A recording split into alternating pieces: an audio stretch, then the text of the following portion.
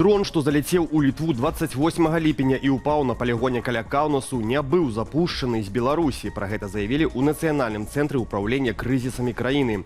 Напярэдадні выданне «Дэлфі» са спасылкой на інфармаваныя крыніцы паведаміла, што запуск расійскага дрона «Гербера» з тэрыторыі Беларусі быў спланаванай аперацыяй, мэтай якой было не толькі праверыць магчымасці літоўскай супрацьпаветранай абароны, але і стварыць псіхалагічны эфект. Аднак у Нацыянальным цэнтры ўпраўлення крызісамі запэўніваюць, што беспілотнік быў адным з тых, што Расія запусціла па ўкраіне. А на тэрыторыю Літвы он трапіў выпадкова. У цэнтры заявілі, што апублікаваныя звесткі ад ананімных крыніцаў уводзяць грамадскасць у зман. У Беларусі сёння адзначаюць Дзень народнага адзінства, свята, якое Лукашенко ўвёў у 2021 годзе. Напярэдадні з гэтай нагоды ён падпісаў указ аб памілаванні 25 чалавек, асуджаных паводле розных артыкулаў, у тым ліку і за так званыя злачынствы экстрэмісцкай скіраванасці. Сваё меркаванне наконт гэткага акту гуманізму, як падае такія пастановы Лукашэнкі прапаганда, у эфіры студыі «Белсат» выказаў дарадца Святланы Ціханаўскай у канстытуцыйнай рэформе і міжпарламенцкай супрацы Анатоль Лябедзька. Яны робяць штучныя святы, і іх трэба нейкім чынам замацоўваць у свядомасці людзей, фіксаваць у інфармацыйныя прасторы. Таму як бы абысці гэтага не могуць. Але робяць, на мой погляд, так, як рабіць нельга. Калі вы гаворыце, што ў краіне свята, і у вас такім гуманітарны трэк, вы хочаце, каб людзі не былі ў турмах, зрабіце яго шырокім жэстам. У вас 1000 людзей у турмах. Освободите вы пару сотен, каб гэта свята насамрэч, хаця б это фіктыўнае, але людзі нечым запомнілі. Завод «Атлант» у Менску чакае аздараўлення. Са словаў першай намесніцы старшыні Менгарвыканкаму Надзеі Лазарэвіч, адпаведны план цяпер у распрацоўцы. Чыноўніцу працытавала выданне «Мінск новасці». Нічога асабліва крытычнага няма. Праз такія перыяды праходзяць шмат якія прадпрыемствы. Цяпер там добры кіраўнік, ідзе мадэрнізацыя, будуюцца 2 новыя лініі, пашыраецца лінейка прадукцыі. Плануецца вытворчасць лядоўняў скрыняў, наладзілі выпуск лядоўняў холадняў для захоўвання крыві. Магчымасці для развіцця ёсць. Нельга замыкацца на монапрадукты. Гэта актуальна для ўсіх прадпрыемстваў. Сёлета ў канцы красавіка, пачатку траўня «Атлант» чарговы раз сыходзіў у вытворчы прастой, паведамляла тады выданне «Еўрарадыё». Паводле вынікаў 2024 года прадпрыемства мела мінус у прыбытках, хаця выручка і вырасла. З дакументу, апублікаванага ініцыятывай «Белпол», вынікае, што страты прадпрыемства склалі амаль 19 мільёнаў рублёў. Правілы пазык паміж грамадзянамі, індывідуальнымі прадпрымальнікамі і арганізацыямі ў Беларусі істотна зменяцца. Палата прадстаўнікоў прыняла ў другім чытанні адпаведны законапраект, ініцыяваны ўрадам. Данный законопроект направлен на усиление защищенности, имущественной защищенности наших граждан через внесение изменений в Гражданский кодекс, Закон о валютном регулировании и валютном контроле и Закон о рекламе. Так, предметом залога не может являться единственное жилое помещение, жилой дом, квартира, либо часть доли в совместном домовладении. Таксама нельга будзе пазычаць грошы ў замежнай валюце, калі пазычальнік і той, хто дае грошы, не блізкія сваякі.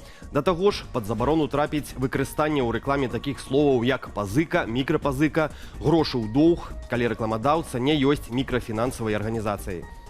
Школьнікам дазволілі карыстацца смарт-гадзіннікамі падчас заняткаў. У Міністэрстве адукацыі растлумачылі пастанова нумар 136, што абмежавала з 1 верасня выкарыстанне мабільных тэлефонаў і інтэрнэт-сувязі ў школах, на гэты разумны гаджет не распаўсюджваецца.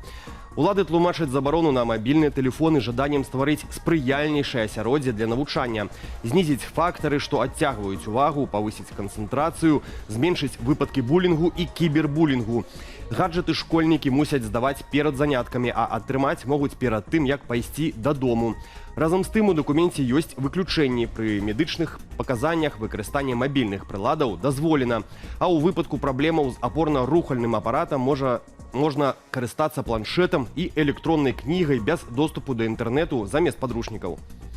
Адміністрацыя Дональда Трампа ўпершыню ухваліла вайсковую дапамогу ўкраіне, за якую заплацілі краіны НАТО, а менавіта еўрапейскія саюзнікі і Канада.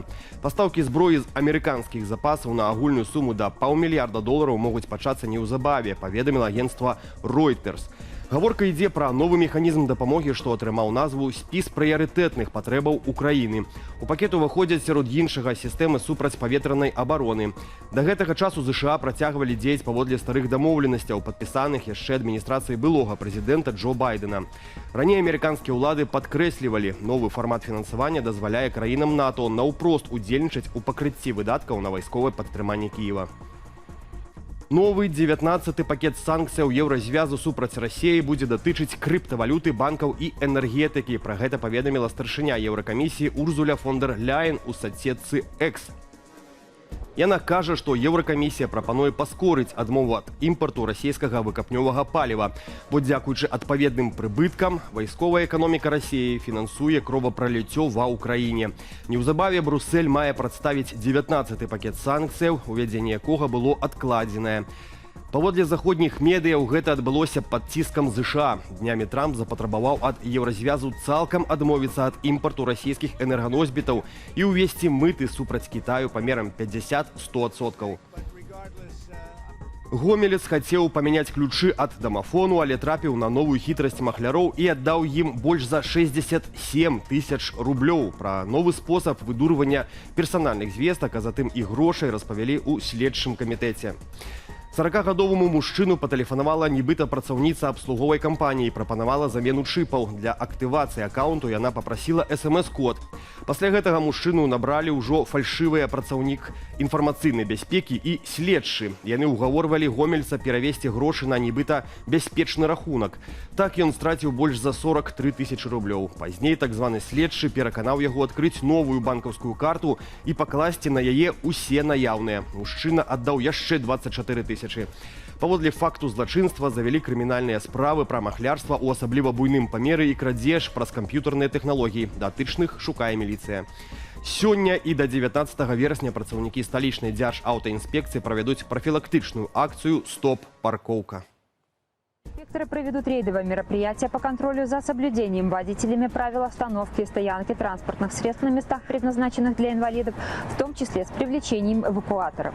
Особое внимание будет уделено местам для стоянки, расположенных вблизи социально значимых объектов. У ДАІ нагадваюць, на месцах для людзей з інваліднасцю дазволена стаяць толькі транспарту з адпаведным пазнавальным знакам. Усталёўваць яго маюць права інваліды першай і другой групаў, а таксама асобы, якія іх перавозяць. Грамадзянам з інваліднасцю трэцяй групы і іх спадарожнікам дазволена выкарыстоўваць наклейку толькі пры наяўнасці парушэнняў апорна-рухальнага апарату. Такі знак можна ўсталяваць таксама на аўтамабілі, што перавозіць дзяцей-інвалідаў. А вы бачылі, як танцуюць каты? Аматары музыкі заўважылі на акне школы мастацтваў у Лідзе. Паказальны танец чатырохлапага прапануем паглядзець разам без каментара. Нам друг пришел. Ух ты! Ой, он танцует! Класс! Отлично! Класс! Больш поўная інфармацыйная карціна дня ў вечаровым эфіры аб'ектыву і студыі Белсат. Я ж з вамі развітваюся ды заклікаю падпісвацца на сацыяльныя сеткі Белсату і да актыўнасці пад гэтым выданнем у Ютубе.